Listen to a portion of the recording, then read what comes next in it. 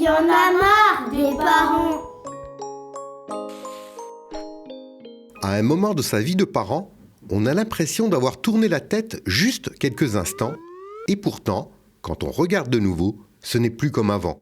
Fini le bébé, bienvenue dans le monde de l'adolescence. J'apprends au fur et à mesure. C'est pas toujours évident parce qu'ils ont leur caractère qui s'affirme de plus en plus. Ils savent tout. Ils ont toujours raison. La puberté se caractérise par une poussée de croissance, par des changements hormonaux, mais pas seulement. Elle va générer également des modifications psychologiques. Le comportement et le caractère de l'enfant va changer.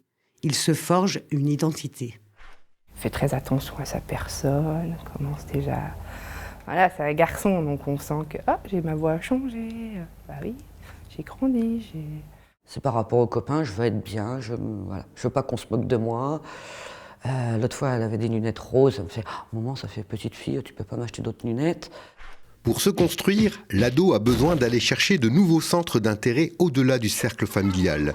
C'est le temps des copains-copines.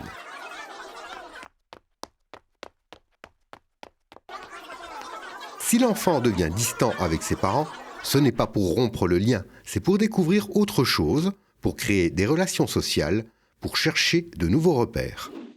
Il s'intéresse à certaines choses, il ne s'intéresse pas qu'à l'école, on va dire. Donc il est très copain, voilà, puis il se détache au fur et à mesure des parents. Hein. Moi je le vois bien, je le ressens bien. Hein. Il s'affirme un peu.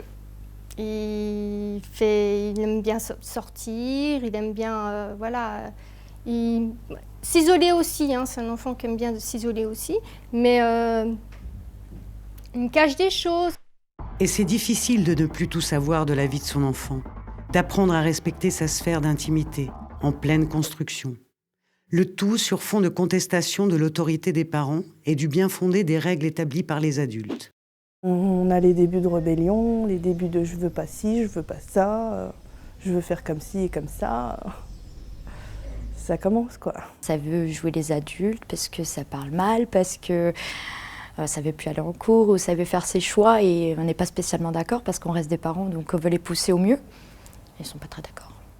C'est d'autant plus compliqué que l'adolescent est souvent partagé entre le désir d'une plus grande autonomie et la crainte, même si elle n'est pas exprimée, de perdre la sécurité apportée par les parents. Oui, bien sûr, c'est plus la petite fille à son papa. Après, à un moment, il faut la laisser aussi grandir. Et des fois, autant on voit cette relation enfant qui revient de temps en temps. Et puis, elle a besoin de liberté.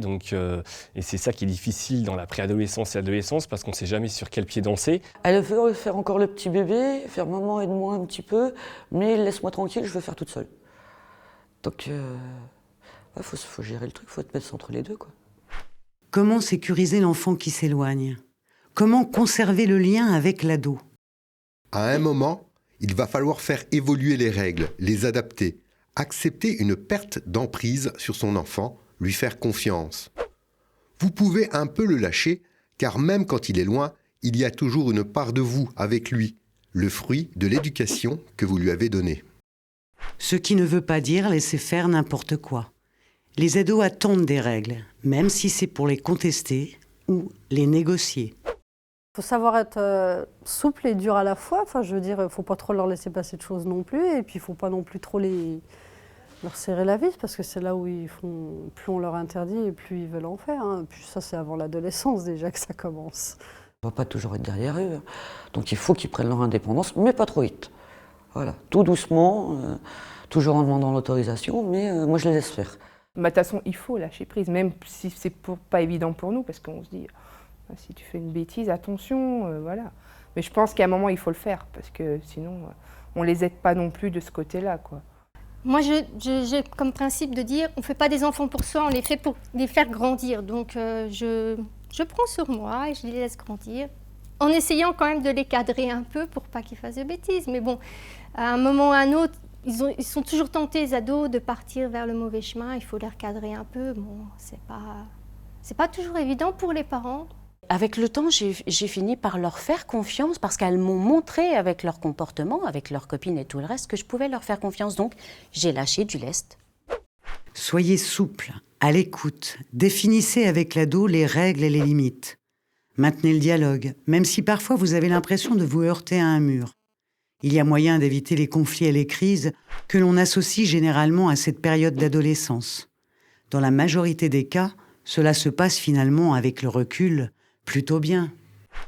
Même le collège, j'avais peur la première fois. Je fais, mais comment on va faire? Elle va rentrer toute seule, elle va y aller toute seule. Moi, j'avais un peu peur. Et non, ça s'est bien passé. Je me fais plus du souci que...